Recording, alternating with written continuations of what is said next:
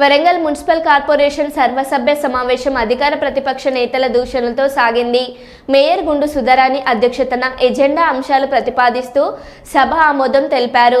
15 finance 33 కోట్ల రూపాయల నిధులతో పాటు 6 కోట్ల 60 లక్షల స్టేట్ ఫైనాన్స్ నుండి కేటాయించారని, అంతేకాకుండా 2019 నుండి పెండింగ్లో ఉన్న స్టాప్ డ్యూటీ గౌరవ ముఖ్యమంత్రి రేవంత్ రెడ్డి విడుదల చేశారని, 175 కోట్ల రూపాయలు సీఎం రేవంత్ రెడ్డి నగర అభివృద్ధికి కేటాయించారని, దీంతో ప్రతి డివిజన్ అభివృద్ధికి కేటాయించడం జరుగుతుందని, నగర అభివృద్ధి గేయంగా రాష్ట్ర ముఖ్యమంత్రి రేవంత్ రెడ్డి కృషి చేస్తున్నారని మేయర్ గుండు సుధారాణి అన్నారు. కొండ సురేఖ రాష్ట్ర అటవీ పర్యావరణ మరియు దేవాదాయ శాఖ మంత్రి, కాంగ్రెస్ నాయకులు గ్రేటర్ వరంగల్ మున్సిపల్ కార్పొరేషన్ సర్వసభ్య సమావేశంలో కేవలం గొప్పలు చెప్పుకున్నారే తప్ప అభివృద్ధి ఎలా చేస్తారో చెప్పలేదని, కనీసం మాజీ ప్రధాని మన్మోహన్ సింగ్ మృతి పట్ల సంతాప తీర్మానం చేయలేకపోవడం బాధాకరమని, సభ మొత్తం వాళ్ళ ముఖ్యమంత్రి రేవంత్ రెడ్డిని పొగడ్తలతో ముంచేందుకు పెట్టారని ఎమ్మెల్సీ పోచంపల్లి శ్రీనివాస్ రెడ్డి అన్నారు.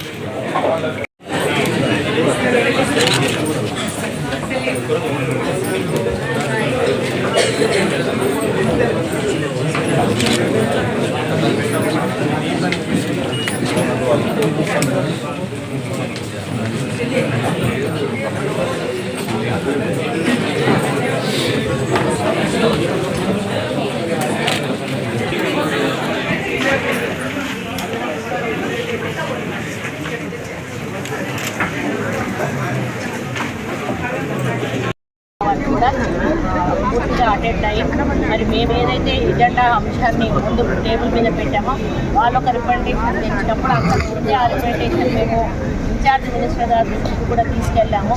అది ఆల్రెడీ వాళ్ళ నోటీస్లో ఉంది. ఏదైతే మిగిలిన గ్రామాలకు సంబంధించిన గ్రామాల్లో కూలీ పని చేసుకునే వాళ్ళకు మరి ఇదొక ఇందిరమ్మ భరోసా ఇవ్వాలని అది మేము ఆల్రెడీ తీర్మానం పెట్టాలనే లక్ష్యంతో మేము ఉన్నప్పుడు వాళ్ళు ఫస్టే పెట్టాలి, మేము పెడతాము దీంట్లో అసలు ఎజెండా ఐటమ్ అయిపోయినాకంటే కావాలని దాన్ని రాద్దాంతం చేస్తూ ఎజెండా అంతా కూడా డిస్టర్బ్ చేస్తున్న వాళ్ళు నినాదాలు చేస్తారు.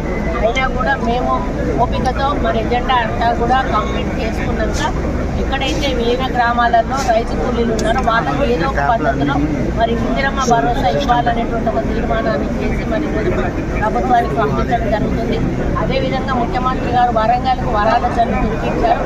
వరాల జల్లు కురిపిస్తూ 270 కోట్ల రూపాయలు కూడా మరి పెండింగ్ కాంట్రాక్టర్లకు ఇచ్చే పెండింగ్ బిల్స్ కోసం కూడా వారు నిధులు కేటాయించారు. వీటన్నింటినీ దృష్టిలో పెట్టుకొని వారికి కూడా ప్రత్యేక ధన్యవాదాలు తెలుపుతూ తీర్మానం ప్రవేశపెడుతూ మరి పంపించడం జరిగింది.